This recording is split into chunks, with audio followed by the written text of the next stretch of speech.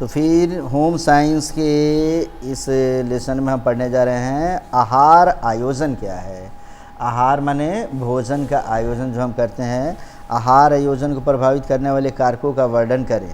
तो आहार आयोजन का मतलब हुआ कि एक मानव को क्या भोजन करना चाहिए, कब कौन सा भोजन करना है, समय और परिस्थिति के अनुसार ये बदलते रहता है। देखो कहता है आहार आयोजन, तो लिखा है कि उपलब्ध भोज्य सामग्री द्वारा परिवार के सदस्यों के लिए रुचिकर, स्वास्थ्यप्रद तथा पारिवारिक बजट के अनुकूल दैनिक आहार की अग्रिम रूपरेखा प्रस्तुत करना आहार आयोजन कहलाता है। माने पूरे परिवार के सदस्यों के लिए हमारा कैसे माने स्वास्थ्यप्रद भोजन करे कि कोई व्यक्ति भोजन करने के बाद बीमार न हो, सबको लाभ पहुंचाए और बजट के अनुकूल। मान लो कि जितना पैसा अगर 5,000 रुपया तो 5,000 में हमें सब व्यवस्था करना है। ऐसा नहीं कि कर्ज लेके भोजन का प्रबंध करना शुरू कर दें। और दैनिक आहार माने प्रतिदिन जो अग्रिम पहले ही रूपरेखा हम लोग तैयार कर लेते हैं कि भाई हम लोग महीने में ना ऐसे ऐसे खाएंगे, संडे को ये खाना है, मंडे को ये, ट्यूसडे को ये बजट के अनुसार ही ये बनेगा। समझ में आ गया? ऐसा नहीं कि आहार आयोजन मैंने पढ़ा दिया, तुम आहार का लिस्ट बना लो, बाबूजी की इनकम कम है और उनको बोले जा रहे हो कि हर सप्ताह में 2 बार मटन लेकर ही आना है जी। अब बाबूजी कर्ज तो लेकर नहीं लाएंगे। तो हमें सब कुछ देखते हुए जो आयोजन करते हैं, हम जो प्लान बनाते हैं खाने पीने का, उसी को हम क्या बोलते हैं? आहार आयोजन। वास्तव में आहार आयोजन भोज्य पदार्थों का पूर्व संग्रह है।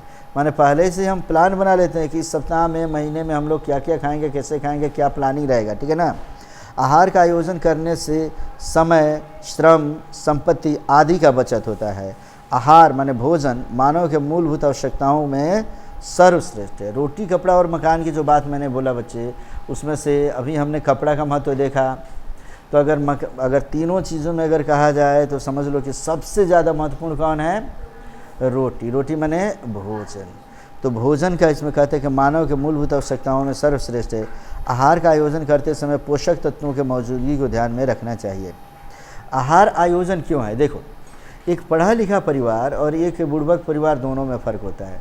तुम में से कोई भी स्टूडेंट, जो भी लड़कियां हैं, अगर पढ़ लेती है, पढ़ लिख कर अगर कल के डेट में और इसका सदुपयोग अपने जीवन में करती है, मानो तुम लोग की शादी ब्याह कहीं हो जाता है, तुम्हारा अपना परिवार होता है बच्चों, तो तुम क्या करो ना कि आहार आयोजन करो।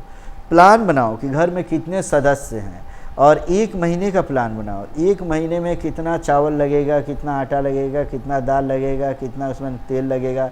प्रतिदिन अगर 50 ग्राम, 100 ग्राम जो भी हम तेल डालते हैं, तो कितना प्लान बन जाता है। एक बार प्लान बना लो।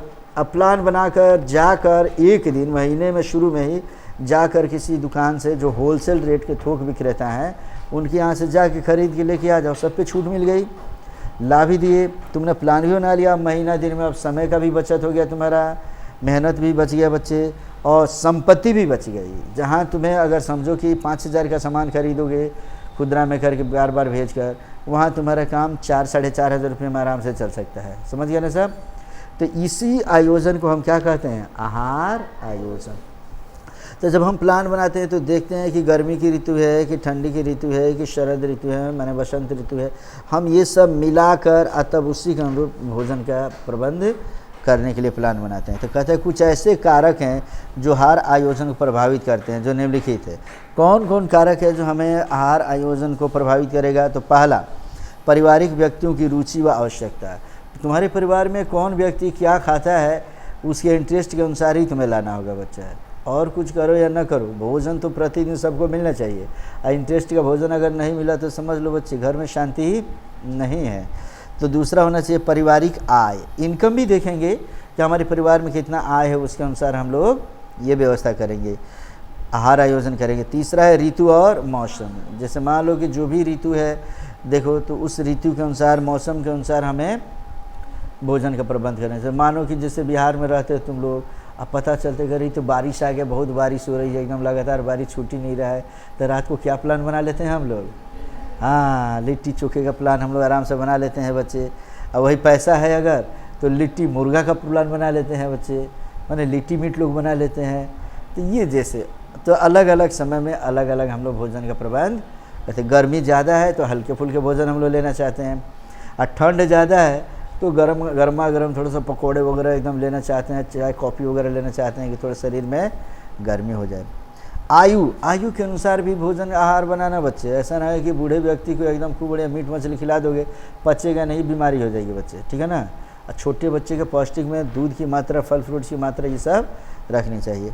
तो आयु देखेंगे क्या उसके अनुसार। और रोगग्रस्त स्थिति में भी समझो कि आहार आयोजन करना चाहिए। रोगी को क्या खाना है ये देखना है। और पारिवारिक व्यक्तियों की रुचि, तो अब इसी को मैंने जो तुम्हें पढ़ाया, अब इसी को एक्सप्लेन कर दिया हूँ नीचे। तो क्या अगर मैं एक्सप्लेन ना करूँ तब भी तुम कर सकते हो कि नहीं? फिर भी एक लाइन बता देता हूँ कि पारिवारिक व्यक्तियों की रुचि और आवश्यकता का मतलब हुआ आहार आयोजन को रुचि विशेष रूप से प्रभावित करती है। मतलब रुचि, इंटरेस्ट ऐसा है ना जो सबसे ज़्यादा प्रभावित करेगी। भले ही इस समय पढ़ रहे हो तुम लोग, लेकिन मन ही मन जब फुर्सत मिलता होगा मन में सोच दिया चलते हैं ना, तो आज इस चीज़ का भुजिया बनाया जाएगा, तो आज इसका मसालेदार सब्ज़ी बनाएंगे हम लोग एकदम, ये सब मन में सोचते हैं कि नहीं सर? सोच लेना कभी कभी। इसलिए आहार का आयोजन करते समय व्यक्ति को रुचि का विशेष रूप से ध्यान रखना जाता है। दूसरा पारिवारिक आय, मैंने बताया था आहार का आयोजन करते समय आय का ध्यान विशेष रूप से रखना चाहिए, क्योंकि यदि आहार को करते समय आय को ध्यान में न रखा जाए तो व्यक्ति कर्ज के बोझ में दब जाता है। अब मन ही है, किसका मन नहीं करता है कि डेली, मान लो कि शाम को एकदम या तो पनीर की सब्ज़ी बढ़िया से डेली मिल जाए। शाकाहारी वाले सोचते हैं एकदम डेली थोड़ा सा पनीर वगैरह मिलता है बढ़िया से। आप मीट मछली खाने वाले सोचते हैं एकदम मटन फ्राई 2-4 पीस मिल जाता है डेली। सबका मन करता है बच्चे, लेकिन उसके साथ हमें क्या देखना है? आय भी देख लेना है और स्वास्थ्य भी देख लेना है। डेली खाओगे, मान लो अभी तुम लोग लड़की हो, अभी शादी नहीं हुई, अगर डेली अगर मीट मछली पनीर खाओगे क्या हो जाओगी? 2 ही 4 साल में इतने मोटे हो जाओगे तुम लोग कि फिर शादी ब्याह में दिक्कत होने लगेगा बच्चे। आ रहा समझ में ना? अब प्लस शादी ब्याह में तो दिक्कत होगा ही, साथ ही साथ आगे चलकर कई प्रकार के रोग भी हो जाते हैं बच्चे। ये सब ध्यान में रख कर, है ना, तब हमें आहार का आयोजन करना चाहिए। तीसरा ऋतु और मौसम। मैंने बताया आहार का आयोजन करते समय ऋतु व मौसम को विशेष रूप से ध्यान दिया जाना चाहिए, क्योंकि यदि मौसम के अनुकूल भोजन नहीं हुआ तो हमारे स्वास्थ्य पर हानिकारक प्रभाव पड़ सकता है। समझ गए? मानो खूब गर्मी है, एकदम खूब बढ़िया मीट दबा के खाए जा रहे हैं, क्या होगा बच्चा? डायरिया हो जाएगा, वो पचेगा ही नहीं।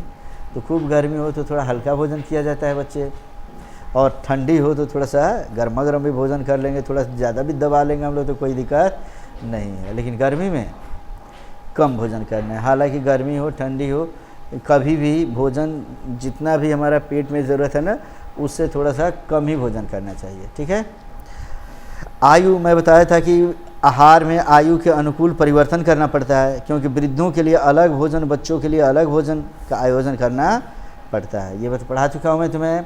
रोगग्रस्त स्थिति में भी बताया था कि यदि आहार आयोजन को विशेष रूप से प्रभावित, माने आहार आयोजन हमें रोगग्रस्त स्थिति को भी विशेष रूप से प्रभावित करता है। रोग की स्थिति में आहार में परिवर्तन करना पड़ता है। ये सभी कारक आहार आयोजन को विशेष रूप से प्रभावित करते हैं। और इसके बाद भी अगर तुम चाहो बढ़ाकर लिखने के लिए तो ऊपर जो मैं लिखा हूँ कि रोगग्रस्त, इसमें बाकी सभी वो तुम लिख सकते हो, अपने मन से भी बढ़ा के लिख सकते हो, कोई दिक्कत बच्चे। 2 क्वेश्चन हम लोग पढ़ चुके हैं। अब अगले क्वेश्चन में हम लोग प्रवेश करेंगे, और अगला क्वेश्चन हमारा होगा भारत में खुले में शौच की समस्या का समाधान क्यों आवश्यक है।